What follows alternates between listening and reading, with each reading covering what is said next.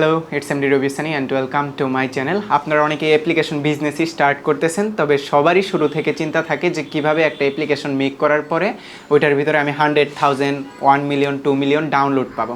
অর্থাৎ একটা e commerce app বানাইছেন, এই ই কমার্স অ্যাপের উদ্দেশ্যটা কী থাকে, যাতে আমি 1 লাখ ইউজার পাই আর ওই 1 লাখ ইউজারদের কাছে প্রোডাক্ট সেল দিতে পারি। অথবা আমি একটা গেম বানাইছি, আমার গেমটা যাতে 1 লাখ ইউজার ডাউনলোড দেয়, তারপরে ওরা যাতে খেলে আর আমি যাতে অ্যাড মুভ থেকে আর্নিং করতে পারি। তো এরকম ইউজার পাওয়ার জন্য 5টা টপিক আপনাদের ফলো করতে হবে। আর এই 5টা টপিক ফলো করলে অ্যাকচুয়ালি আপনাদের যেই ওই পেইড মার্কেটিং করা লাগে, গুগল অ্যাডওয়ার্ডকে টাকা দেওয়া লাগে অথবা ফেসবুককে মার্কেটিং করা লাগে, এগুলা করতে হবে না। তবে এটার প্রসেসটা একটু কঠিন, কিন্তু এই জিনিসগুলো যদি আপনারা শিখা রাখেন বা মাথার ভিতরে ঢোকায় রাখেন, তাহলে ভবিষ্যতে যখন একটা অ্যাপ্লিকেশন আপনি মেক করবেন তখন জিনিসটা ইজি হবে ওই জিনিসটাকে আপনার কোয়ালিটিফুল বানাইতে। তবে চলুন শুরু করা যাক। আপনার একটা অ্যাপ্লিকেশন যেটার একটা হিউজ পরিমাণে ডাউনলোডের প্রসেস তৈরি করতে আপনি নিজে থেকেই চাইতেছেন, তো এটা আমি চেষ্টা করি আপনাদের এই টপিকগুলো বলে হেল্প করতে। তো প্রথম যে টপিক, এটা হলো আপনি যেই বিজনেসটা স্টার্ট করতেছেন এটার প্রতি আপনি কতটুকু অনেস্ট। সততা এখানে এই জিনিসটার দিকে আপনাকে হেল্প করবে। আপনি যদি বলেন একজনকে যে আপনার ওয়েবসাইটের ভিতরে একটা কসমেটিক্সের প্রোডাক্ট সেল দিতেছেন, যে এই কসমেটিক্সটা ইউজ করলে তোমার 2 দিনেই চেহারা সুন্দর হয়ে যাবে, যদিও জিনিসটা রেসিস্ট একটা ব্যাপার। তো এই যেই একটা প্রতিশ্রুতি আপনি দিলেন, এই প্রতিশ্রুতি অনুযায়ী এখন যে লোকটা কিনে নিয়ে গেল সে মানে সাদা সুন্দর হইল না আর। তো সেই ক্ষেত্রে তার মনের ভিতরে কিন্তু একটা আক্ষেপ জায়গা উঠবে যে এটা কী কিনলাম ওয়েবসাইট থেকে, উল্টা আর ওয়েবসাইটের সে বদনাম করবে বা অ্যাপসের বদনাম করবে বা ব্যাড রিভিউ দেবে। সেই ক্ষেত্রে আপনার একটা অ্যাপসের ভিতরে ব্যাড রিভিউ পড়লে ওই অ্যাপসটা পরবর্তীতে ডাউনলোড দেওয়ানো আরও কষ্টকর হয়ে যায়। অন্য মানুষ যখন অ্যাপসটা ডাউনলোড দিবে তখন দেখবে এটাতে ব্যাড রিভিউ দেওয়া, তখন আর ওই অ্যাপটা ডাউনলোড দিবে না।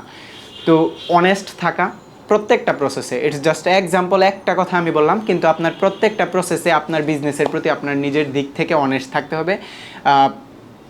ওটার সুন্দর একটা ডিজাইনের ক্ষেত্রেও, ওটার মার্কেটিংয়ের ক্ষেত্রেও, বা ওইটার ভিতরে যে প্রোডাক্টটা সেল দিতেছেন ওইটার ক্ষেত্রেও। তো অনেস্টের পরবর্তীতে যেটা আসে এটা হলো আপনার একটা প্রোডাক্ট আপনি সেল দিতেছেন, এই প্রোডাক্টের কোয়ালিটি মেনটেন করা। আপনি যে জিনিসটাই সেল দিতেছেন না কেন, ওই জিনিসটা যদি কোয়ালিটিফুল হয়। একজন মানুষ একটা প্রোডাক্ট কিনে আনলো, প্রোডাক্টটা কেনার পরে দেখলো যে আপনি ধরেন যে কসমেটিক্সটা আপনি সেল দিতেছেন, একটা পেপসোডেন্ট সেল দিতেছেন, এটা ইউজ করার পরে আপনার দাঁতে আর পোকা হবে না এক্সাম্পল। তো মানুষ যখন ওই পেপসোডেন্টটা ইউজ করার পরে দেখবে যে তার দাঁতের ব্যথা কমে গেছে বা পোকা হইতেছে না, আপনি যতটুকু প্রতিশ্রুতি দিয়েছেন এটার ভিতরে অনেস্টি ছিল এবং প্রোডাক্টের কোয়ালিটিও ভালো ছিল, তাহলে কিন্তু আপনার ওই প্রোডাক্টটা আরও বেশি সেল হবে, ঠিক না? তো সেই ক্ষেত্রে দেখা গেছে যদি আপনি একটা সার্ভিস দিয়ে থাকেন, ধরেন আমি গেম মেক করি, পাজেল গেমগুলো, এই পাজেল গেমগুলো মেক করে একটা মানুষ যদি আমি যতটুকু বললাম, এখন আমি পাজেল গেমগুলো নিয়ে একটু বলে দিই যে একটা পাজেল গেম বানানোর পরে মানুষ একটা পেসিভ ইনকাম করতে পারে। ইনকামটার প্রসেস হয় এরকম, ধরেন আমি বাবল শুটারটা বানায় রাইখা দিছি অনেক দিন ধরে, কেউ একজন সিঙ্গাপুর থেকে একদিন ইউজ করছে, $31 ইনকাম। কিন্তু এটা সবসময় হবে না। এটা হবে কি যে আপনার যখন একজন ইউজ করবে তখন ডাউনলোডটা বা ওই ইউজার গেমটা খেলার কারণে, একটা ডাউনলোড দেওয়ার কারণে ওই প্রসেসে গিয়া একদিনে আমার হঠাৎ করে $31। এখন এটার ভিতরে যেহেতু আমার কোনো সার্ভার কস্ট নাই, একটা গেমের ভিতরে আমার না ডোমেন হোস্টিংয়ের কস্ট, না আমার কোনো সার্ভারের কস্ট, এটা যদি আমি বানায় রাখা দিই 5-10 বছর পরে অটোমেটিক চলতেই থাকবে। আর ওই 5-10 বছরের ভিতরে যদি এরকম আমি 4-5টা কাস্টমার পাওয়া যায়, তাহলে আমার বানানোর যত খরচ আছে সব উঠা যাবে। তো এটা লং টার্ম একটা প্রসেস, কিন্তু আর্নিং হইতেছে। আবার এটারে যদি মার্কেটিং করতে চাই, তাহলে এরকম কোয়ালিটিফুল একটা গেম আপনাকে ফার্স্টে বানাইতে হবে যেটার রিটার্ন ইউজার আসে। তো এখন আমরা 3 নাম্বার টপিকে চলে যাই। প্রথম 2টা টপিক তো বললামই, একটা হলো অনেস্ট থাকতে হবে বিজনেসে, কোয়ালিটিফুল একটা প্রোডাক্ট আপনার সেল দিতে হবে। ওটা আপনি আপনার সার্ভিস সেল দেন, লাইক গেম সেল দেন, অথবা একটা প্রোডাক্ট কসমেটিক্সের পেপসোডেন্ট সেল দেন। এখন 3 নাম্বার যে টপিক, এটা হলো আপনার যে ওয়েবসাইট বা অ্যাপসটা বানাইতেছেন এটার ভিতরে কাস্টমাররা আসলে রিটার্ন করতেছে কিনা বা রিটার্ন ইউজার আছে কিনা। আপনি একটা গেম বানাইছেন, ওই গেমের ভিতরে প্রতিদিন মানুষ গেমটা খেলতেছে কিনা, রিটার্ন ইউজার করে, মানে প্রতিদিন গেমটা, যেরকম আমি পাবজি গেম আজকেও খেলি, কালকেও খেলি, তারপরের দিনও খেলি, কারণ জিনিসটা এডিকটিভ এবং কিছুটা আমার কাছে ভালো লাগে। তো এরকম টাইপের একটা গেম বানাইতে পারলে হয় কি যে যদি প্রতিদিন আপনার গেমের ভিতরে ইউজাররা রিটার্ন করে, তাহলে আপনি প্রতিদিন অ্যাড মুভ থেকে $1-2 করে ইনকাম করতেছেন। খালি ইমেজিন করেন যে 10,000 ইউজার আপনার গেমে আছে আর তারা প্রতিদিন আপনার গেমটা খেলতেছে, বিনিময়ে আপনি $10,000 এভরিডে ইনকাম করবেন। অর্থাৎ ওইটাকে অ্যাক্টিভ ইউজার বলা হয়, যেটা গেমের ভিতরে থাকা মানে বহুত লাকি একটা ব্যাপার। এবং যদি আপনার কাস্টমার ওইটা হয় যে একটা পেপসোডেন্ট কিনে নিয়ে গেছে, এখন তার কাছে ভালো লাগছে কোয়ালিটিটা, সে আবার আসছে, কারণ তার ওই পেপসোডেন্টটা শেষ, 1 মাস পরে সে আবার এসে পেপসোডেন্টটা কিনে নিয়ে যাইতেছে। তার মানে আপনার বিজনেসের একটা তখন স্থায়িত্ব তৈরি হয়ে যায় যে না, প্রতি মাসে এখন বিজনেস থেকে আমার 2 লাখ 4 লাখ আসতেছে শুধু পেপসোডেন্ট বিক্রি করে দিয়ে বা কসমেটিক্স বিক্রি করে দিয়ে। তখন কিন্তু আপনি ওই বিজনেসটাকে ভালোবাসা শুরু করবেন। বা একটা গেম থেকে যদি আমাদের প্রতি মাসে অ্যাটলিস্ট 60,000 বা 70,000 টাকা আসা শুরু করে, তখনও কিন্তু আমরা ওই গেমটাকেই ভালোবাসা শুরু করবো এবং ওই গেমের ভিতরে আরও 50,000 বা 60,000 টাকা ইনভেস্ট করা শুরু করব। তো রিটার্ন ইউজার ইম্পর্ট্যান্ট। এই রিটার্ন ইউজার পাইতে হলে আপনার করতে হবে কি, ফার্স্ট ওই যে একটা কোয়ালিটি মেনটেন করতে হবে। আপনার গেমের কোয়ালিটি ভালো হলে গেমের ভিতরেও ইউজাররা রিটার্ন করবে। এবং আপনার অনেস্ট থাকতে হবে। ধরেন আপনি গেমটাকে মার্কেটিং করছেন, এই গেমটা খেলার টাইমে তুমি এত সুন্দর সুন্দর দৃশ্য দেখতে পাবা, বা এই গেমটা খেলার টাইমে তুমি এরকম গুলাগুলি করতে পারবা বা মারামারি করতে পারবা, কিন্তু গেমটা ইনস্টল দেওয়ার পরে মানুষ দেখলো যে এটার ভিতরে আসলে আশানুরূপ কিছুই নেই, তখন কিন্তু মানুষ ওই গেমটাকে আনইনস্টল করে দিবেন। বা আপনার অ্যাপটা ইনস্টল করার পরে একটা ই-কমার্স অ্যাপ বা ওইটার ভিতরে প্রোডাক্ট সেল দেন, যে প্রোডাক্টগুলো সেল দেওয়ার কথা ওগুলো আপনার অ্যাপের ভিতরে নাই, তখন কিন্তু এটা আর মানুষ ইউজ করবে না বা ওই অ্যাপটাকে আনইনস্টল করে দিবে বা গেমটাকে আনইনস্টল করে দিবে। অর্থাৎ রিটার্ন ইউজার পাইতে হলে আপনার সুন্দর একটা প্রসেস তৈরি করতে হবে উইথ অনেস্টি অ্যান্ড কোয়ালিটি, তারপরে আপনার রিটার্ন ইউজারের চিন্তা করতে হবে। এখন এই রিটার্ন ইউজারের পরের যে সেক্টরে আসে, এটা হলো আপনি আপনার যে ফুল প্রসেসটা আছে, একটা অ্যাপস বানাইছেন, এটার ভিতরে আপনি ফোকাসড কিনা। এখন ধরেন আপনি একটা কসমেটিক্সের ওয়েবসাইট বা ই-কমার্স অ্যাপ যেটাকে বলা হয়, এটা বানাইছেন। বানানোর পরে আপনার রিটার্ন ইউজার আসতেছে ডেলি 5,000 মানুষ আপনার ওয়েবসাইট থেকে প্রোডাক্ট কিনতেছে প্রতিনিয়ত। তো হঠাৎ করে আপনি কি করলেন, চিন্তা করলেন যে আমি আর কসমেটিক্সের বিজনেস করব না, আমি এখন ইলেকট্রনিক্সের বিজনেস করব। তো আপনি আপনার ওয়েবসাইটের ভিতরে দিয়ে রাখছেন electronic product like light, camera, switch, computer, এগুলা। তো এখন কসমেটিক্সের যে প্রোডাক্টগুলো কিন্তু তারা বেশিরভাগ হয়তো মেয়ে, বা তাদের ফোকাস থাকতো আপনার ওয়েবসাইটের প্রতি যে আপনি কসমেটিক্স প্রোডাক্ট সেল দেন। এখন 1 লাখ ইউজার বা 10,000 ইউজার হঠাৎ করে ঢুকে দেখছে যে ওইখানে আর কসমেটিক্স আপনি বিক্রি করেন না, ওইখানে ইলেকট্রনিক প্রোডাক্ট বিক্রি করেন।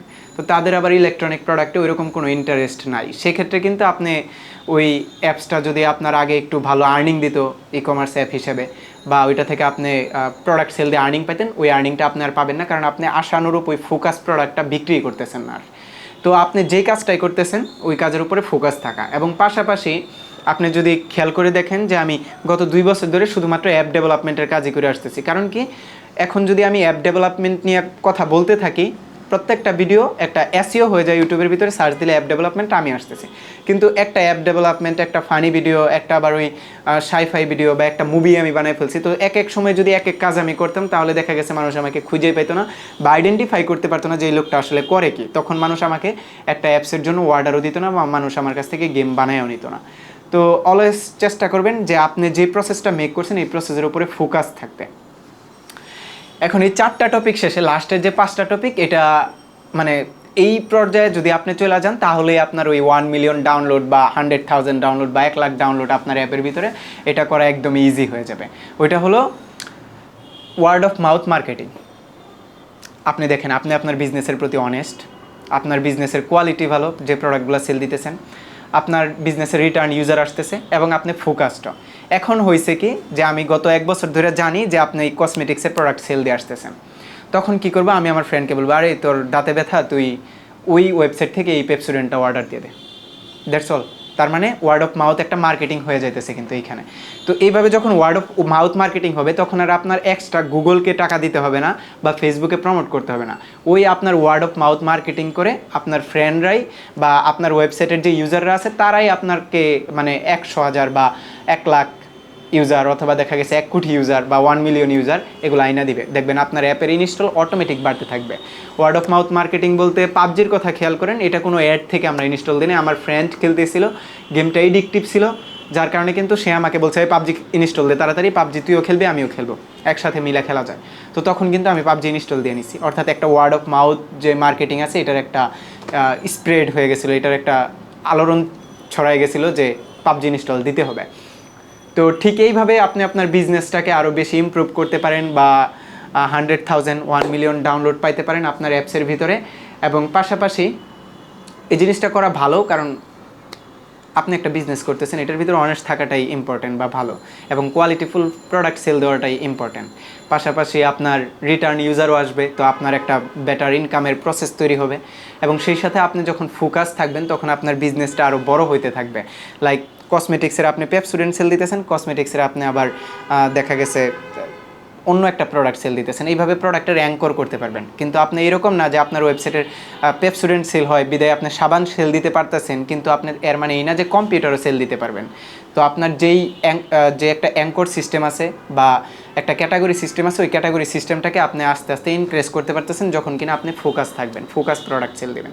আর সেই সাথে আপনার যদি ওয়ার্ড অফ মাউথ মার্কেটিং হয়ে যায় তাহলে তো কথাই নেই, আপনার অ্যাপে 100,000 ডাউনলোড হয়ে যাবে অটোমেটিকলি, বা আরও বেশি হতে পারে যতদিন আপনি আপনার এই বিজনেসে লাগিয়ে থাকবেন। So that's all. আশা করি এই ভিডিওটা আপনাদের কাছে খুবই ভালো লাগছে। যদি ভালো লেগে থাকে তাহলে অবশ্যই লাইক দেবেন and subscribe my channel to stay with me. সেই সাথে আপনারা চাইলে আমার ওয়েবসাইটে ভিজিট করতে পারেন এরকম কোয়ালিটিফুল অ্যাপ বানানোর জন্য। ওয়েবসাইটের লিঙ্ক নিচে দেওয়া থাকলো।